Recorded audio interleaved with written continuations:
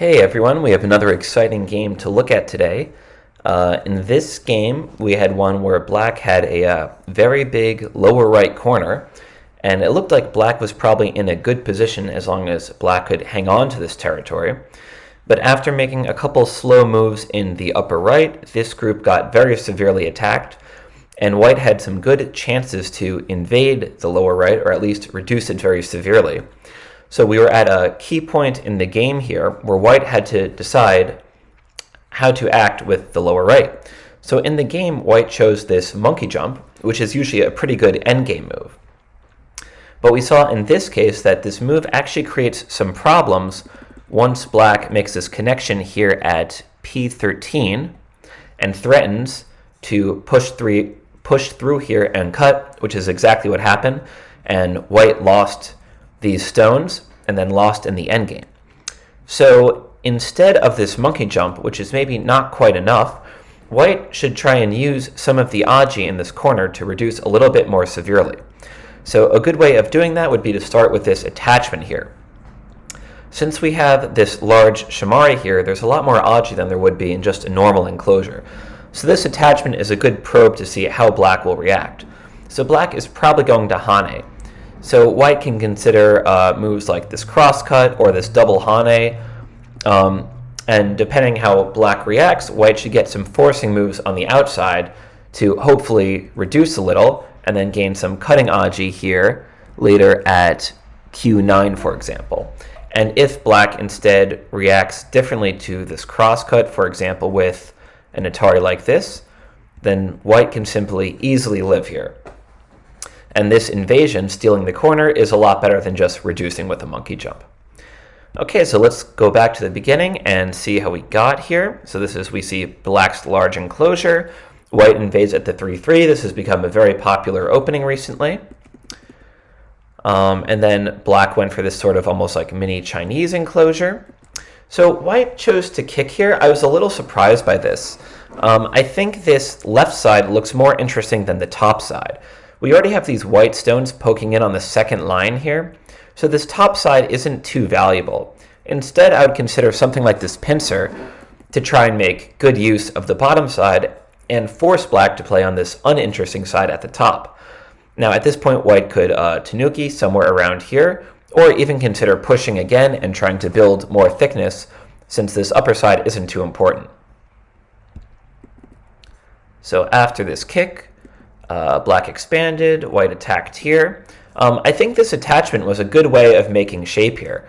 We don't really care so much about what happens to this black stone. White is really just trying to settle his shape. But after this point, this block is good, but black wants to not hane, but instead push through right here. Just like this. And if white blocks, then there will be a cutting point.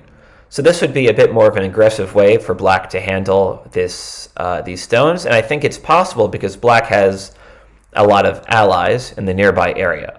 So black can definitely consider just pushing through here, and if white blocks, then cut like this. But instead, white got a little strengthened, and black played here. So this was sort of a key point that kind of remained here for a lot of the game. There's really a big weakness here to attack this black group, which is this kema here. This kema is a really nice way of separating these two black groups, and since white's groups are strong, white can feel very comfortable about playing this way. It's not so easy for black to settle these two groups now, or I guess especially this top group. So this is aji that I think white should definitely make use of. But this is still a good move to kind of dig out black space. So I think it might be worth black's time to add an extra move here to kind of solidify himself. I can understand why black probably didn't want to take gote, but I think it's worth playing out these exchanges to strengthen black's group.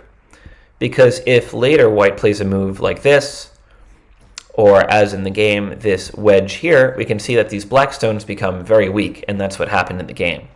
And especially when we still have this aji here of the cut at M16, black should be trying to settle his groups a bit.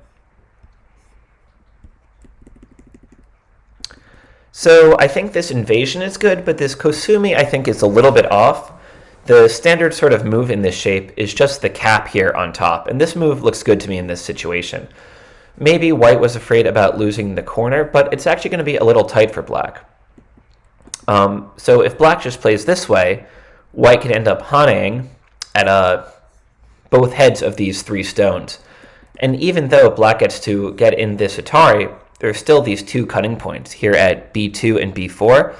So black is going to have to find some way to protect them, and then white will get sente to attack this group up here,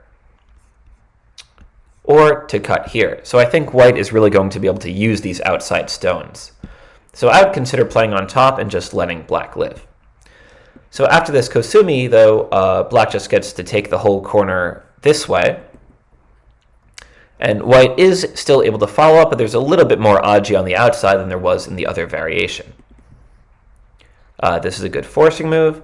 And so white cut here, but I think this stone here at c12 isn't really too important. We're not really worried about these 2 stones. We're worried about this whole group in general. So instead, if we just try jumping something like this, we can start chasing black down, and then we can attack here. And now this cut looks even more severe than it did in the previous variation because white has just so much strength on the outside, and black stones are still not settled up here. So this is a good way to attack and build strength. And black made a good decision here to just sacrifice this stone and build some strength on the outside. So this was just another chance where white could play this cut, and white doesn't have to be too worried about this sort of double peep here because white can just force and protect. And even if black captures this 1 stone here at n15, white will get many forcing moves on the outside and will be able to really attack this group here with all this strength. Sorry. So after this, black ended up settling this way. White was able to reduce a bit, but black lived. And white started to attack this group. So I think white did a very good job in this game of sort of harassing all of black's groups and really taking advantage of their weaknesses. So at this point, I think the game is looking pretty good for white to me, assuming that it's possible for white to invade this lower right, because just reducing it probably won't be enough. So assuming white can invade, I think white is in a very good position here. This attachment here that black played at h11 is a good sort of tsuji for connecting in sente by sacrificing a stone to get some forcing moves on the outside. However, after this, black added an extra move here, but it's actually not necessary. Black could have taken a big point somewhere else, such as here, or even here, or something like that. And if white tries to force his way through, black should be able to save these stones on the outside pretty comfortably, just because black has so many forcing moves here. And so like this, black will be able to connect up all these stones. And these stones on the outside are pretty safe for now. It's actually the white stone here at O10 that's under attack. And so I think this is a good trade for black to get this extra stone here. And so this sort of unnecessary safety move right here at h13 is something similar to what happened later at the upper right, where black played sort of an unnecessary move. And so I think black should definitely watch out for those moves moving forward and chances to just take sente and take the big points elsewhere. So here black realized that he was under attack and was trying to find some way to settle his group. But often, instead of these sort of Kosumi moves, we want to play attachments. Those are often better ways of settling our shape and living. So attachments such as that, and then this one, are usually going to be better ways to live. And the same thing happened here, where black, we probably don't want to play this exchange of p17 for p18. It's probably better off not played. But yeah, black could still have played this attachment here, and that's a better way of settling. And yeah, sorry, one last chance here. Okay, but at this point, black lived, but then added this unnecessary move here, and white got to play this very big move here to really start reducing black's lower right. So what if instead black had played a large point like this one? I guess black was worried about the life and death, probably this peep here at p14, but I don't think there's any way that white can kill this group it looks to me that if black can just force with this stone here, that there's no way for white to take away both of black's eyes and prevent black from connecting out. And so if black wants to save these stones, then black is going to be able to connect this way. So if white can't kill black, then we definitely want to play away here. So I think black missed an opportunity to play a big point. So I would say white is doing very well now, assuming that white can still invade this area somehow. Black protected here. And then this is, I think, the first chance where it really seems like this attachment, this R3 attachment, is becoming very urgent. Because before black plays here, white doesn't have to be too worried. Because if black plays somewhere else, there's still all these invasion points.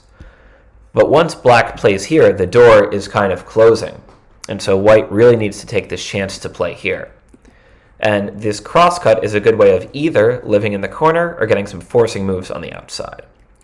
And as I was saying before, if black just Ataris here, white can play these forcing moves and just live with this tripod group pretty comfortably, and white would have a good lead here. And if black Ataris the other way, it'll be the same thing. White can just live this way. So either way, white has a good chance of either living or getting some forcing moves. But white played these moves on the outside, and these cuts are good locally, but we're kind of ignoring the urgent thing in the lower right. So white still had a lead until, I would say, maybe starting with this monkey jump that we talked about earlier. And so that's what I was kind of talking about at the beginning of the lesson, is that this was kind of the last chance for white to try this attachment and to try to live in the corner or gain some forcing moves on the outside. And this, as we can see, is just a lot better than the monkey jump. And so once white plays this and black starts strengthening here, this move kind of goes away. And white is going to have these connective issues once black plays at P13 and can push through. And especially after all these exchanges, black is just too strong. So we had this situation here in the lower left, where I think maybe black answered here at D3 a little too quickly, with maybe outseeing the exact problem. But what if black just plays here at C2? So white can reduce a bit, but I think that's the most white can do. If white tries some Hana here, black can just Atari, and there's no way for white to make co-op because black can just Atari here, and there's no way for white to fill. So I think once black plays this, the best white can do is just connect back, black plays underneath, and it's just some endgame in Sente. And so that's probably going to be the best for both players. But after this, white is able to start a pretty nasty ko here. So white did a good job of seeing this throw in at A2, and this really is a picnic ko for white, and black is going to have to find some way to squirm out of this one. But as we saw in a couple moves, this threat at T14 is actually not the greatest here. As we saw in the game, white doesn't really have any way to follow up and kill black, so instead we want to try and find a bigger ko threat. And so the ones I was looking at was this Atari here, or I guess it's the same, this Atari here, which is really huge. If black ignores this and white were to capture, it destroys the entire corner. So I don't think there's any way that black could ignore this. Black would have to connect here. And even this attachment here is a good way of maybe making life in the corner, and black would probably have to respond. And then the great thing about this is later on in the fight, white can now play these cross-cuts as co-threats. So white still has some threats, and I think this placement here was a bit premature. So black did a good job of ignoring it and taking the ko. So white followed up, black connected, and I think white realized that he couldn't kill black, and so kind of just tanuki'd away. But there's actually still just some nice endgame moves to play in Sente here. So white should just go ahead and play them. I don't think there's any reason to hold them for another ko. White should just be sort of collecting the points now. And so then the last big fight, now that black has this P13 stone, is this situation on the right side that I was talking about earlier. And so the issue is, as we saw in the game, that once black pushes through like this, there's no way for white to save this stone and this group up top. And this happened a little bit later, I believe, which is really where the table started to turn.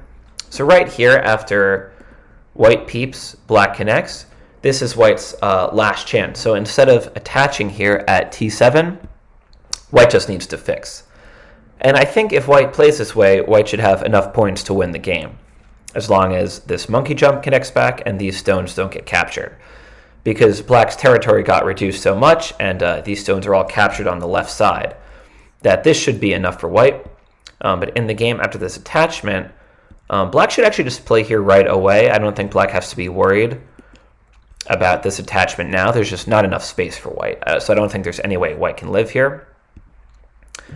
So both players kind of tanukied away, and this big cut here and this big peep were kind of just sitting there. But then black eventually played it. And so after this, the game became very, very close. It was just a matter of some small endgame moves, and it ended up making the difference. So I think the conclusion here is that black kind of let his groups get attacked a bit too severely, and then at the end played some extra safety moves. And so all of this allowed white to build up a large lead in the upper left and upper right. But black did a good job of holding on to his territory in the lower right and punishing white for his mistake with this monkey jump and the cutting point with these stones here. And so black was able to win this game. So I hope this review was helpful, and please let me know if you have any questions. Thanks for listening.